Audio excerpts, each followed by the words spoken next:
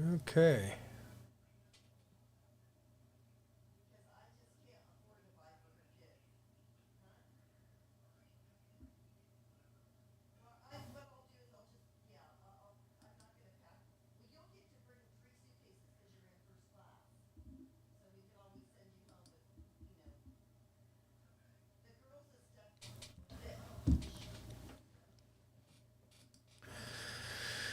All right, guys.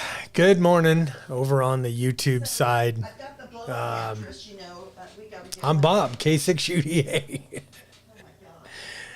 We'll get started here in a few minutes, so just sit back, relax, and I'm having a little Sasquatch juice over here.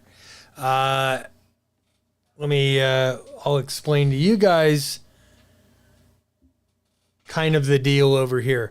Up in the left-hand corner and is Wires X. And I was actually trying to get the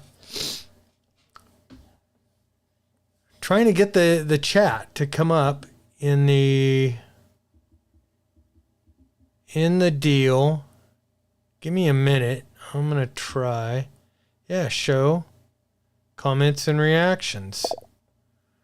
Yeah,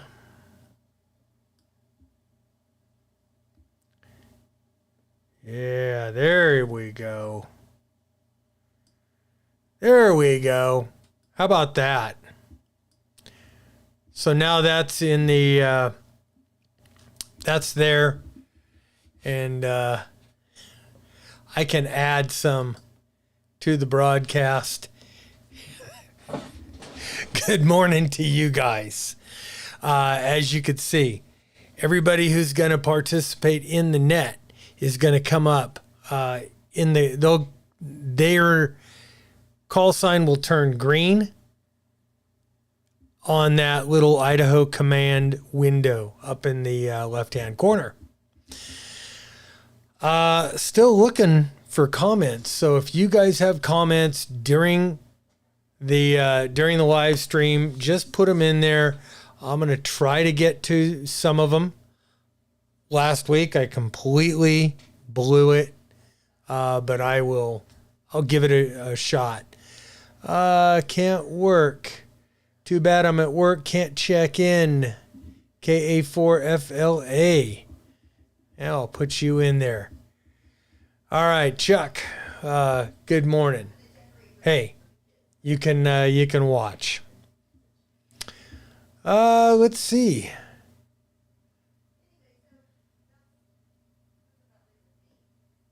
Pamela Crabtree. Good morning. How you doing? First into the comments there. About 10 minutes, about 9 minutes before we actually start the show. I just kind of wanted to get with you guys just for a few minutes and say hi. Got 3 thumbs up in the house, 4 thumbs up now, 18 eyes on the live stream.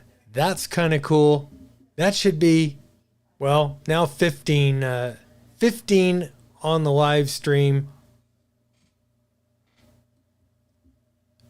How come that doesn't come up? I would like to see 15 thumbs up. So if you're watching right now, please. Bravo Whiskey. Good morning from Minnesota. I just got to make sure. Wow, we already got 5 nodes sitting there on Wires X. 2 of them, well, the K6UDA repeater and KB7SQS repeater. Those 2 are always here in the Wires X room in the Idaho Command. You guys are always invited to jump on to the Idaho Command, either on your YSF hotspot or on Wires X. And I just put out a video how to get yourself on Wires X if you haven't already seen it. How to, if you've got something like an FT3 and FT5, how easy, cheap, and almost free it is. So, enjoy. Just cut on OpenSpot Pro. Yep. Oh, did it just, did it cut out? Let's see. Listened to YouTube last week because the audio wasn't so great on the radio. We'll see how it comes across. Yeah, you know, I can't vouch for the radio quality, especially on YSF, because I really don't know anything about it. Yeah, you should have them over at your house one time. Mrs. K6UDA talking to daughter K6UDA, who you all know and love from years ago. Let's see. My cable is in the car, so I just came on. Cable is in the car, so he just came on with his OpenSpot 4. 0854. Still got 5 in the 5 nodes in the room. 5 nodes in the room. That's pretty good. And like I said, let me throw this one up here.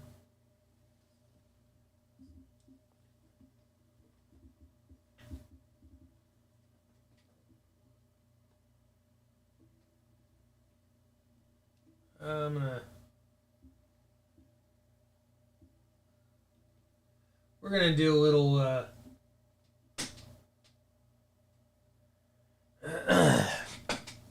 yeah. So I can cut over to camera 2. Oops. We'll go to cameras. Go over to camera 2 here and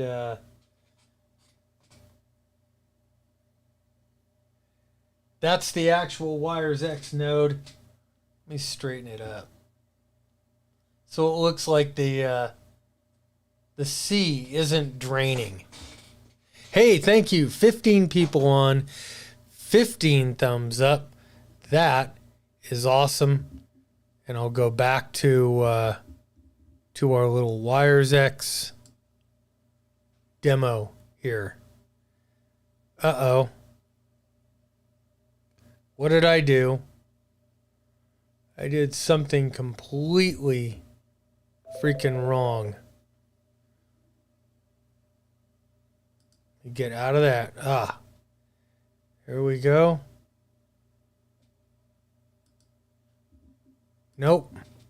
I don't know what I did. I did something completely screwed up here.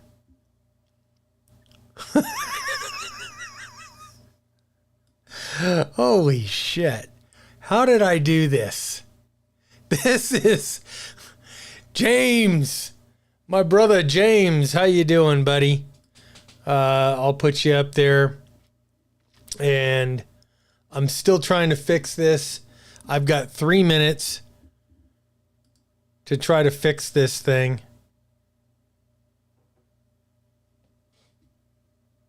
And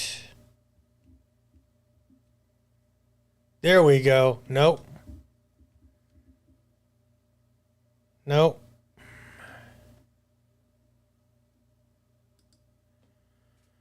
All right. I have to get in here and figure out what I did wrong. Damn it. I hate this. I always screw things. My screen share. Nope.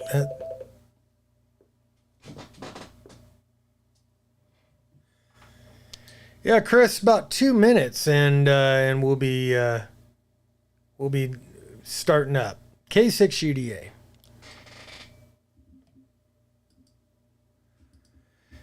No.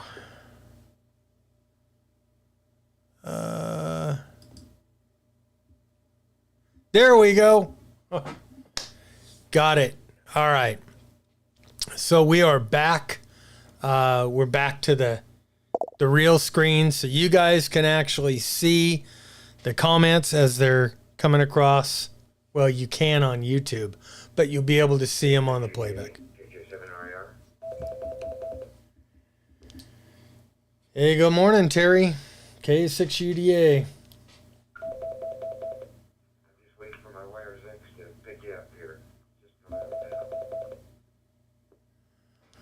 All right, sounds good.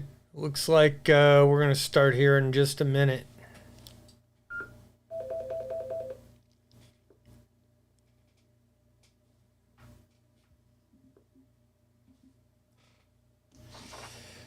Okay. For you.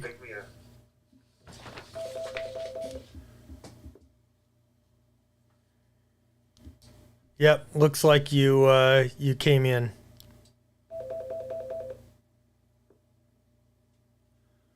And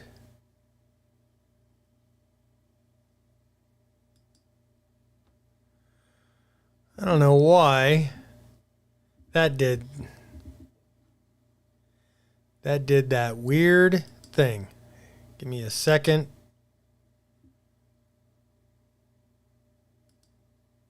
Capture 2. Nope. Nope. There. That's the one. There's the shot right there. Okay. All right, guys. I will talk to you later. I'm going to start the net.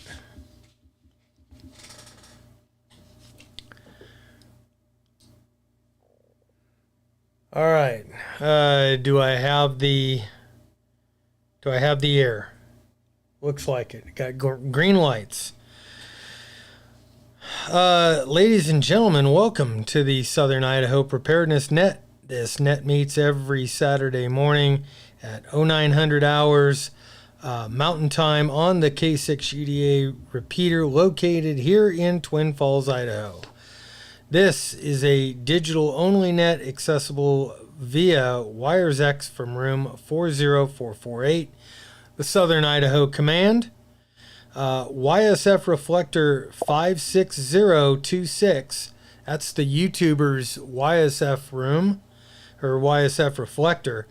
The Hanson Butte 2-meter fusion repeater on 145.17, and there is a hook into analog. So if you do have an analog radio on FM, you can put that, and I don't hear it coming through, but it should be on 442.000 in analog mode.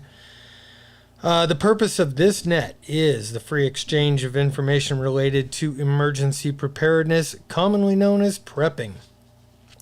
We encourage deep dives into subjects related to food, water, shelter, personal protection, weapons, survival tactics, medical issues, communications gear, and techniques. And I'm going to let it drop.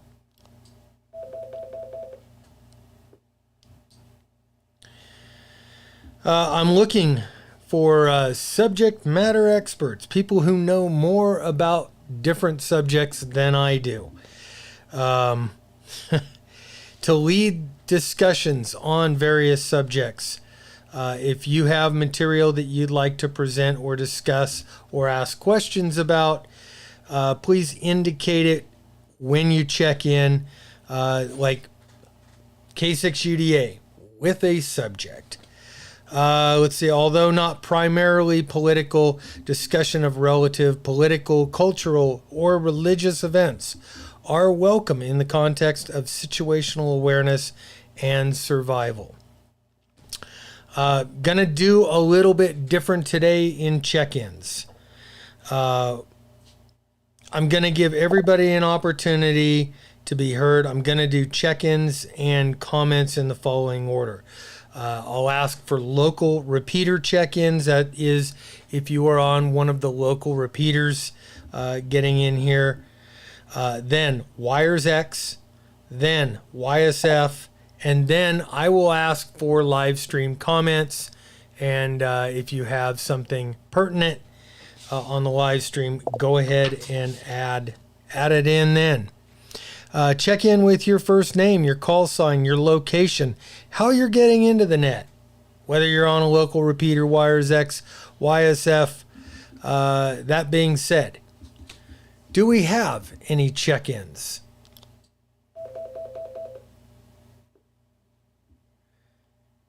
And we'll do local repeater first for check-ins on the local repeater.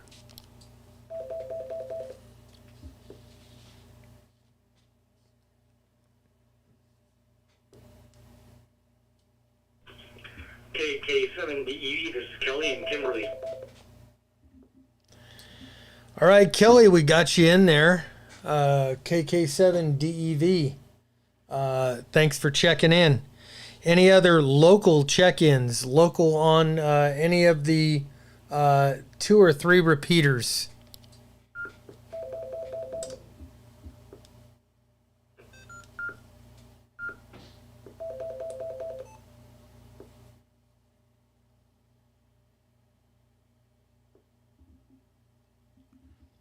Okay, we'll move on to, hang on here, I'm going to turn that one down.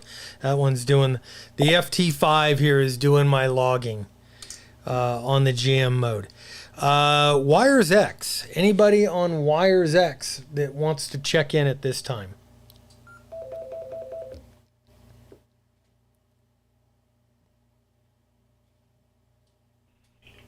W6DUG, Doug from Gulf, California, on Wires X. Doug, good to see you, and thanks for checking in. Any other Wires X check-ins?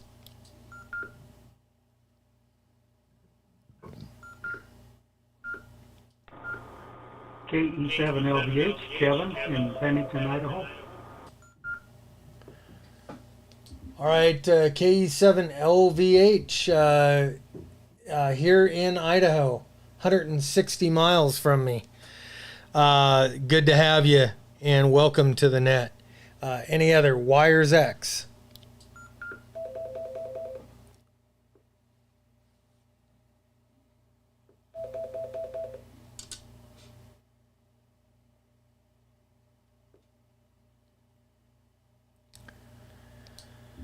I did see KG4 ICG Ron. I did see him come across my GM screen there.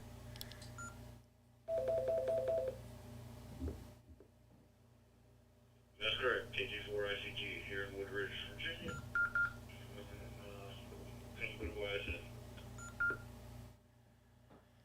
Okay, thanks for checking in on YSF. And with that, we'll take YSF check-ins.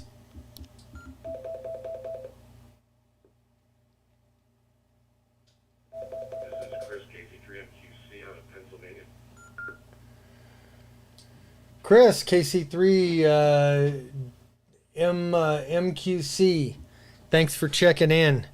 And all the way from Pennsylvania. Awesome. Any other YSF check-ins?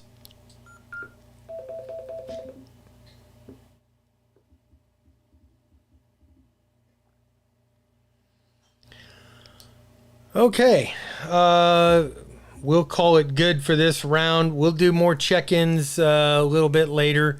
This is K6UDA, so I remember to do my 10-minute deals, my 10-minute IDs here. First thing I wanted to do, I wanted to kind of run around the net and ask you, what have you done to prepare for SHTF or the big one?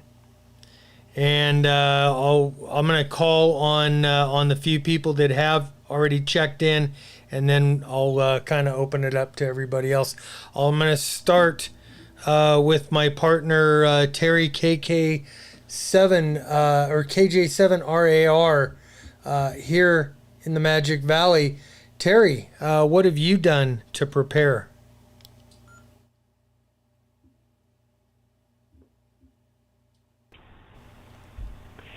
Well, besides having my ham radio equipment ready to go, food-wise, and I have food that probably lasts me about a year.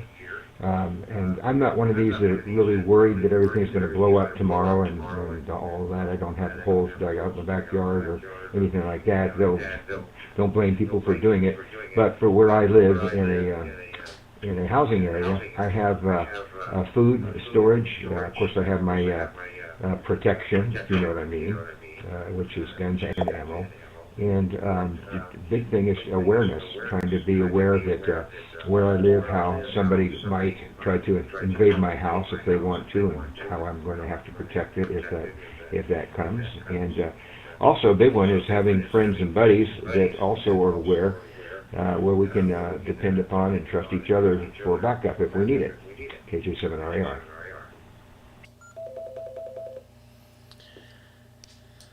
All right. Thanks, Terry. And let's go to my buddy Doug W6DUG out in California. Doug, what have you done to prepare?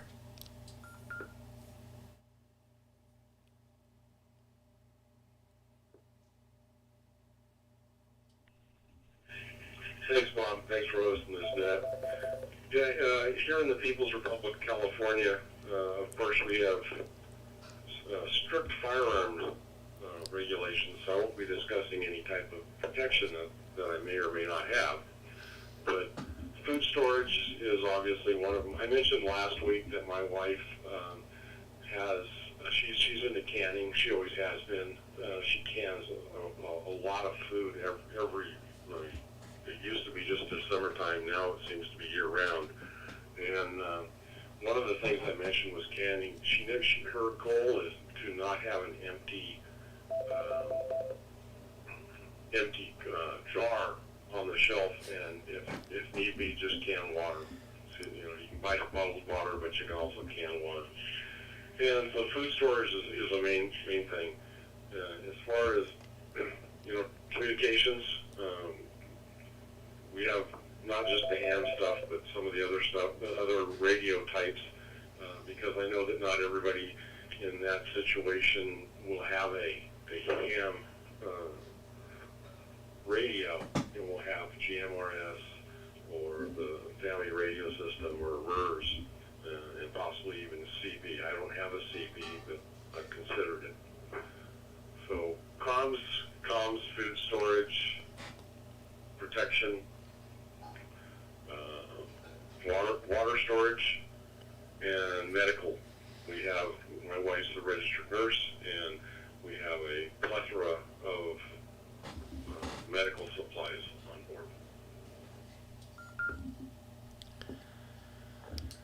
board. Very good, very good. Has your wife trained you up more than your former profession?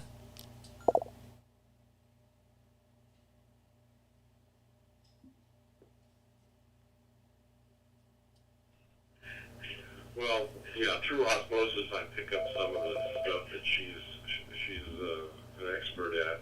We also, both of us are members of our Elk Grove Galt CERT team, which is the Citizens Emergency Response Team.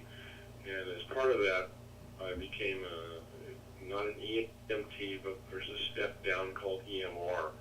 And I went through that training. And it's not quite as extensive as an EMT, but it's more than basic or advanced first aid.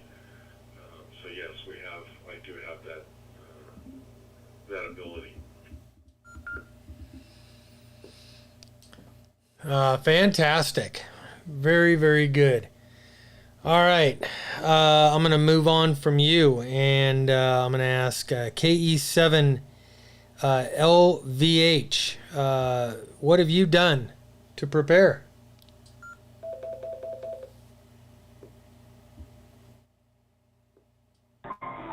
Thank you. This is KE7LVH to help. I've got communications capabilities that I've been working on. I check into several nets during the week, making sure all my radio equipment works.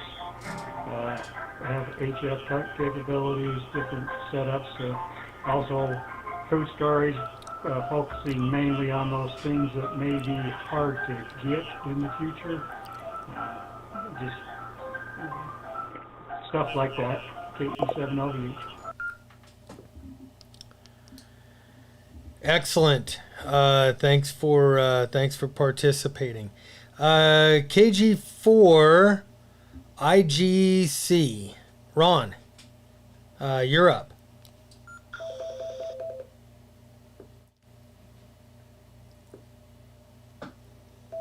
KG4 ICG. Got the essentials all set up, plus ammo. Got my tools and whatever repair materials I need, just in case I have to use some backup power and stuff. I'm about stone's throw away from Quantico, so if that gives you any idea of where Woodbridge is.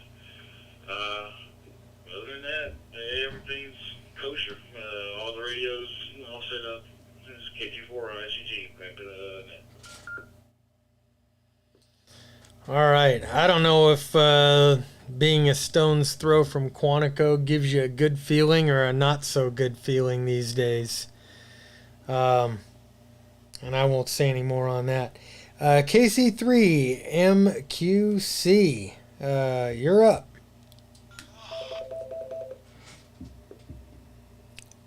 Thanks, Bob. Thanks for hosting the net. Similar to others, obviously communications, FM, digital, and shortwave, HF, digital movement, HF. But food and water storage this year in particular started growing some and started canning food as well. In addition to your standard boomstick and related accoutrement. Very similar to others. And that's about it. Outstanding. I think that's the list as I have it so far. Anybody else want to chime in?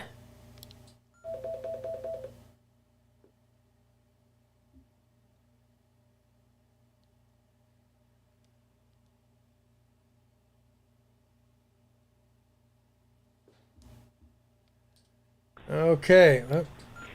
KK7RAR. Yeah, Terry, go ahead.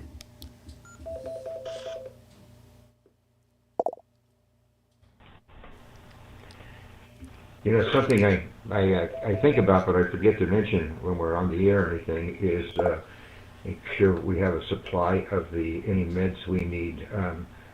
Quite a few of us guys that are up in age have certain medicine that we have to get on a monthly or bi-monthly basis, and that can be knocked off at any time. Something I did was some years ago, and the medicine I had, I started saving some of the ones that I had up. And so I felt that when I get into Medicare, that one day it was going to be where I wouldn't be able to get it. That's a I good want to shut point. it down or just don't have it available. So I started saving it up, putting it in my safe as a backup for emergencies. So I have a supply of that. And also, just if we need certain vitamins for our own health or protection, we might want to load up on that. E, C, and stuff like that for health, and et cetera. D, D3, B6, and zinc, and just things that regularly help us out. Those are the kind of things I think sometimes we forget about, and they last. So it's good to store them and put them in a good place that they won't have a problem with weather-wise. So anyway, I thought I'd throw that out. KJ7RER.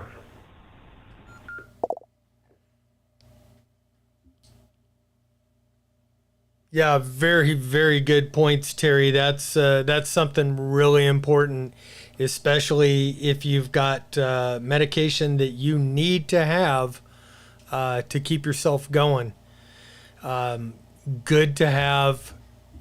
I would say if you could get your doctor to prescribe an extra 2 months worth, so you've got at least 3 months in there, it might buy you some time.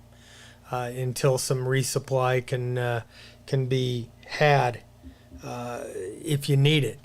From the comments, Pamela out in the on the live stream, and for those of you that might not know it, I am live streaming this right now on YouTube. Pamela says she's doing freeze-dried meals, extra radio batteries, bioenno batteries, ham radio accessories, shortwave, and extra batteries for those. Books on psychoactive plants, psychoactive plants, books for identification of plants. That's something that I hadn't thought of, and that I think could be very important if you don't know all the plant life in your area. Nascent iodine supplements, which I think could be very, very important if there is some kind of a nuclear event that happens. Medical supplies, hazmat stuff, and books, and then hand-stitched quilts. And jewelry designing using recycled copper wire. Copper wire may become extremely valuable. And I'm going to say this is K6UDA with the Southern Idaho Preparedness Net. Very, very cool. I'm going to ask for any more check-ins. Do we have any more local check-ins right now?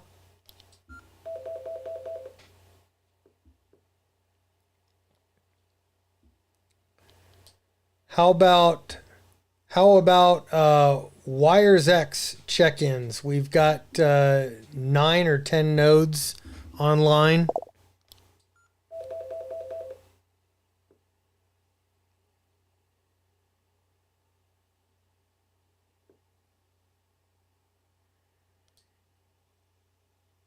And finally, YSF check-ins. Anybody want to check in?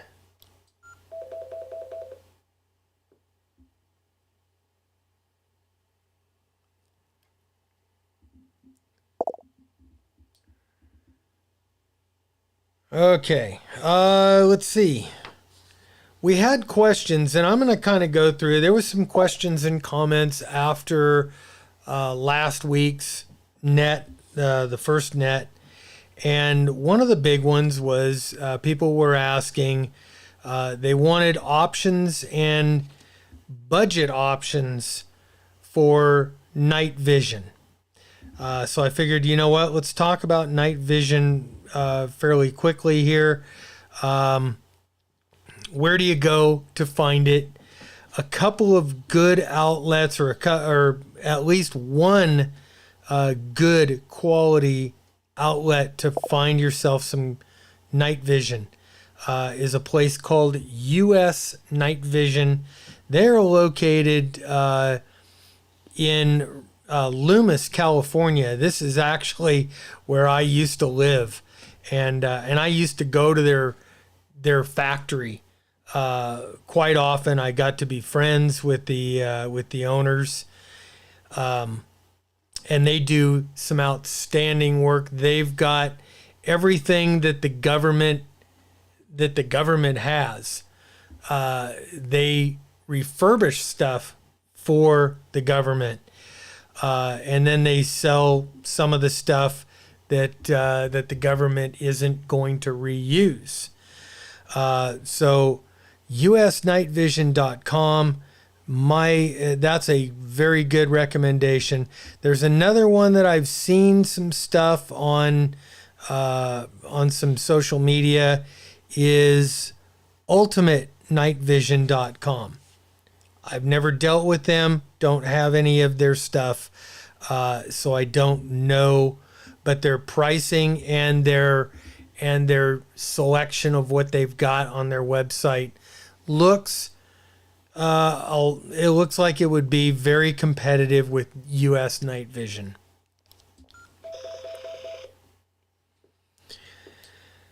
Other things you might want to... Now, here's the thing about Nightvision. This is not...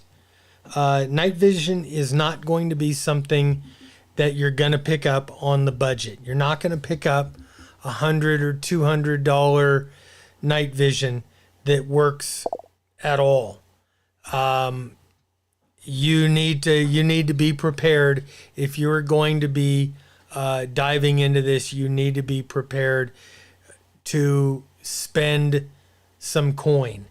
I would say $1,000 at the very low end for Gen 2 night vision, which is the old green phosphorus stuff, up to 3,000 for a single monocular in the white phosphorus the Gen 3 stuff, and then it goes up from there. I mean, it can get up to 10 to 20,000 for some of the newer stuff. The other stuff you want to think about when you're thinking night vision is how are you going to keep it on your head? I highly recommend a bump helmet and a good mount, not a cheap toy mount like people use for paintball, but you've got $2,000 and $3,000 on your head. You don't want it to fall off and go boom on the ground. So I suggest something like a Wilcox helmet mount. They're very good. They're very pricey. They're, $600 for that. IR illuminators, co-witnessed with your rifle sights, and or thermal weapon sights. I could go in and, I could do literally a half hour on this, but I'm going to open it up here for questions and comments very quickly here. Any questions or comments from the local repeaters?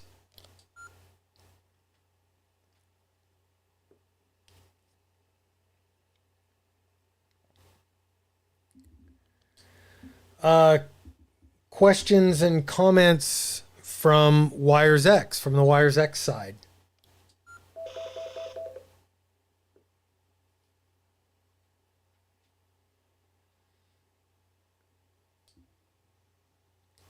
How about YSF?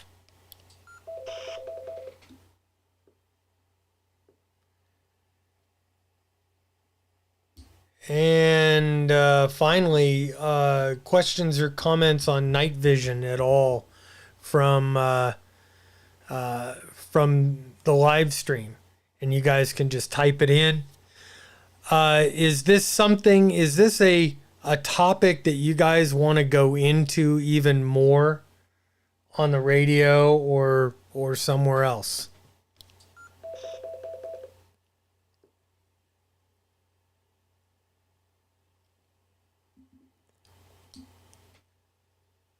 I'll take that as a negative at this point. Last week, we had some live stream comments. One of the comments that we got was about doing laminated cards with emergency frequencies, some basic medical information, possibly meetup locations, and or maps of an AO. I wanted to kind of bring that up and get your comments, pros and cons, security versus having that info at hand. Anything you guys want to talk about. Local repeater.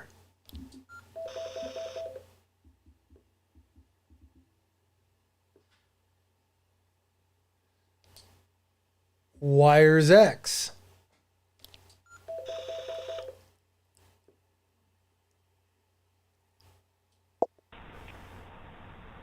KJ7RAR. Terry, go ahead.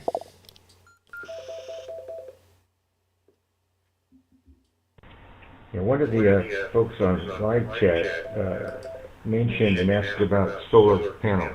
That's something that I'm not very familiar with. I have just ordered an electric generator. I have a gas one, and I did not buy solar panels with it. And but I figured I would probably need to do it because it is solar panel. You can use solar panels. So I know very little about it. So I'm just wondering how you go about finding out which panels work best, which panels work best for your unit, and etc.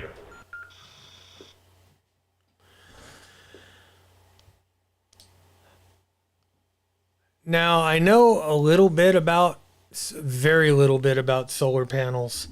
And the smaller ones that you can pack around with you up to, say, 100 watts, like the Bioenos that I have,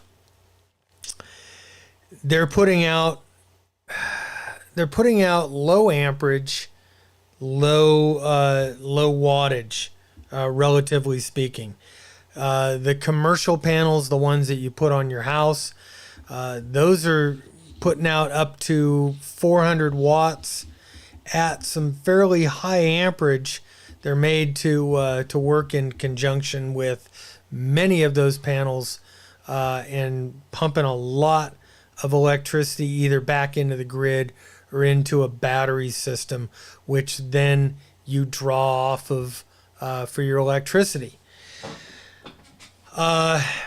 It depends upon what you're looking to do. I think, Terry, in your case, you're looking to generate power for your solar generator.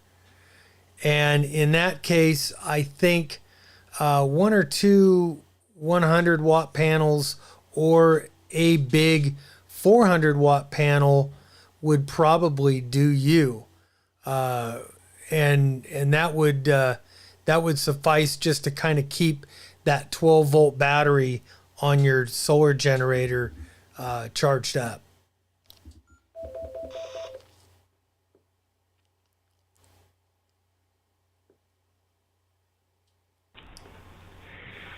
Yeah, I've heard that it's set up for like 200, and you can have, I think, up to 3 or 4 of those for the unit that I have. And I'm wondering if anybody that's listening knows about, do you have to buy ones from the same company you bought your generator from, or does any store that sells them work for your unit or could work for your unit? KJ7RAR.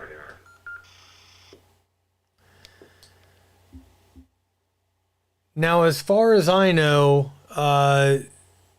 any solar panel is going to work for you with any battery. You're just charging a battery.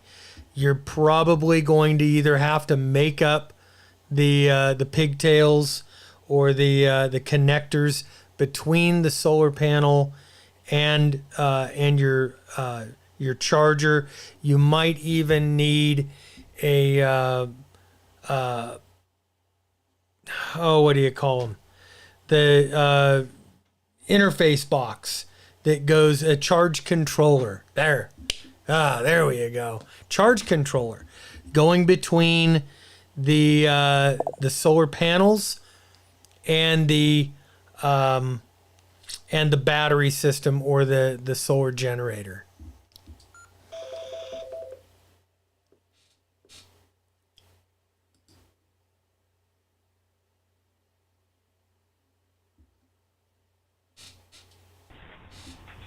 Yeah, I'm reading a stat right now from Shadow Bear. It says, need to mind the voltage output for the solar panel as well. Make sure that the charge controller and or solar generator can accept it. Also be aware of the connector type. That was an add-on that one of the live chat guys added. So I appreciate that. Thank you, Shadow Bear.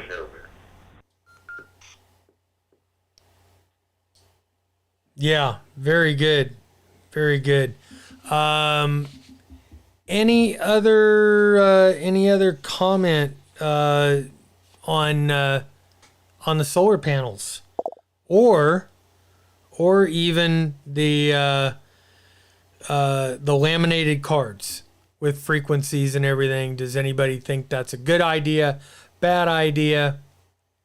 What's your thoughts?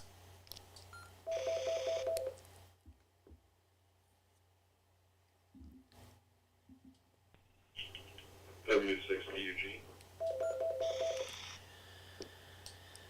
Doug, go ahead.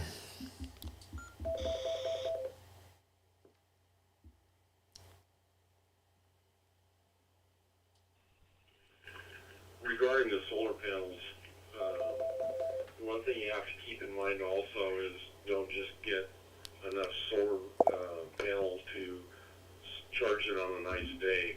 But one of the things I'm doing in the process, I have solar panels on my fifth wheel, and it does a really good job on a sunny day.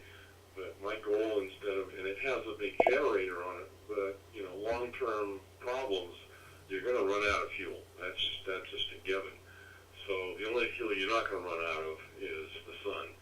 And the only thing that can affect your solar panels are if it's cloudy or hazy or rainy, that you're not going to get the output that you would on a sunny day. So I'm overbuilding mine to where even on a Mickey Mouse day, I'll get a decent amount of recharge on my batteries.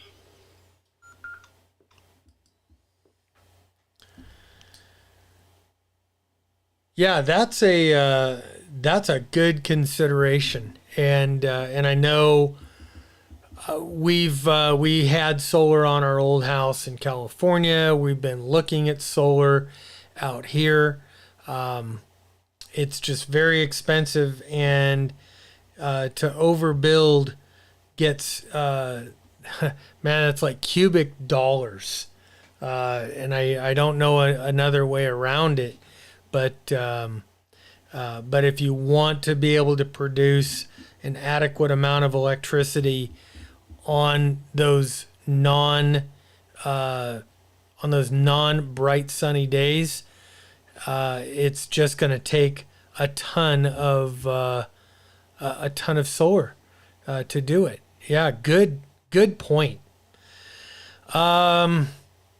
Let's see. I've got a comment here from BMXer Dondo on the live chat. Wind generator would also be a good choice. And yeah, it would if you, number one, have the room to put it up. Number two, if you've got a wind generator that puts out an adequate amount, and you live or you're in a place that gets a good amount of wind. Now, fortunately and unfortunately, this is a very good place for wind out here where I live. So wind can be a good source of energy to make up for non-sunny days, especially in the winter. Good point. Let's see. Any other comments or anything?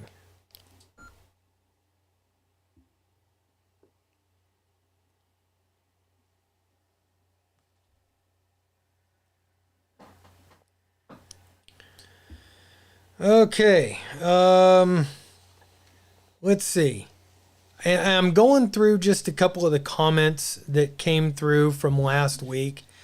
So I've really got two more. We did have a live stream comment from last week. Somebody had mentioned, in case of an invasion, an armband with group affiliation. It helps with POW status if you're captured. And I guess in the case of, an all-out civil war or a foreign invasion, that kind of that theory has some merit, although I kind of disagree. I don't think I want to necessarily be identified with any kind of a group if I was captured, and I don't know if there's going to be capturing if there's a foreign invasion. Who knows? But I would rather be the gray man as long as I can be the gray man and have no apparent affiliations. I don't know. Thoughts on that?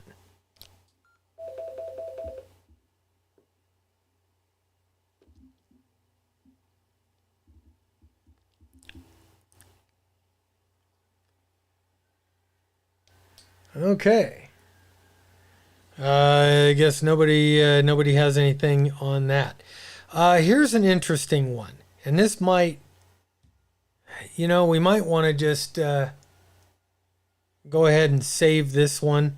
But traveling with your preps and traveling with firearms, especially like those of us who have RVs, and you might go camping. You might go on an RV trip for a month or more and spend time in other cities, other states. Do we want to get into this right now, or do we want to save this? And I'm talking about traveling with emergency food, medications, and your bottled, and water. And weapons. That is going to be a big one, is traveling with weapons, especially into states that don't like the Second Amendment. Something we want to get into maybe next time.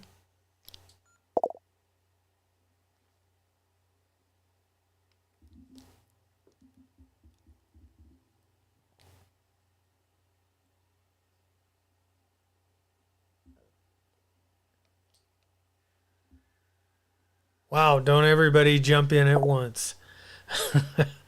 Seeing as that we've been on for 40 minutes already, maybe I'll hold that one for next week, since it's kind of a big one, and we can talk about things, different state laws. That's a whole nother area that I kind of specialize in. Is the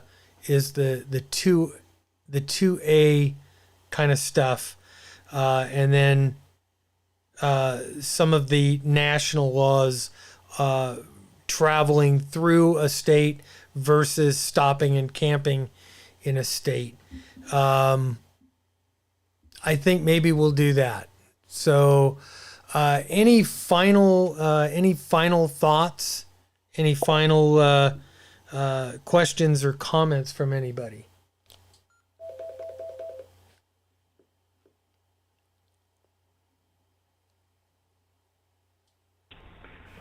KJ7RR. Chris, came up for hosting it. Much appreciated. Look forward to that talk next week.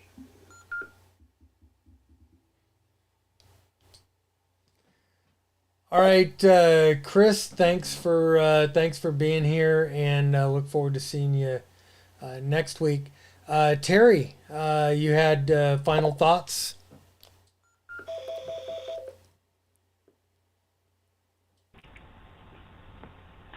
Yes, I would like if somebody next week could bring in the windmill option. I think small windmills, not the great big ones that we see China's making money on, but small ones that could work in a house. I wonder if somebody has information on that, or somebody that's tuned to that can check it out and see how big you'd need and how much it would cost and how it would work. If somebody has an inclination for that, maybe bring that together with us next week.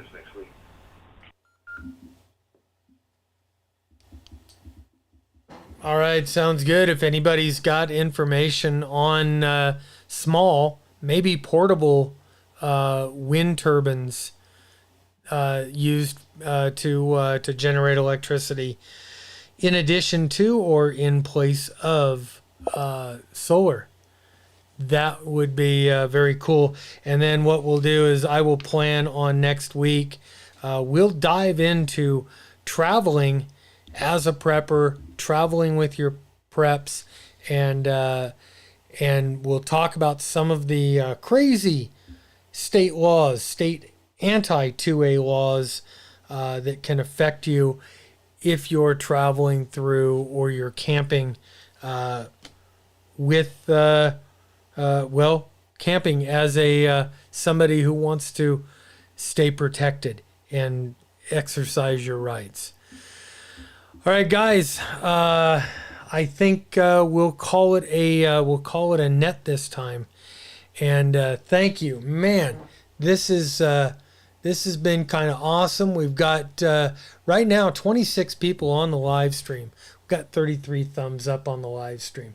I've got 11 nodes in Wires X. I don't know how many are listening on the local repeaters or YSF, but I imagine there's a few. And I want to thank everybody. I want to thank everybody who's participated today and checked in, and I want to thank all of you for jumping in. I hope more of you decide to get in. This is about building a community. It's about an exchange of information. It's not about me talking for a half hour, 45 minutes on the radio or on a live stream. This is a lot more important than that. This is about us building a community and sharing the information we need. With that, I am going to say 7-3, guys. Thank you so much for joining us, and I look forward to talking to you next week. K6UDA, I am securing the net and returning the repeaters and Wires X and everything else back to its normal operation for Saturday. Have a great weekend.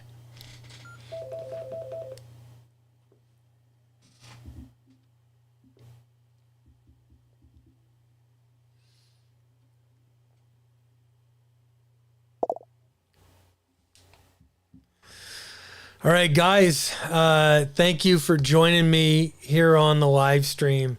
That was awesome. Some really good information you guys passed. And I'd love to have you either jump in on Wires X. James, good to see you, my brother. Pamela, thank you for so much fantastic information that you provided today. And let's see.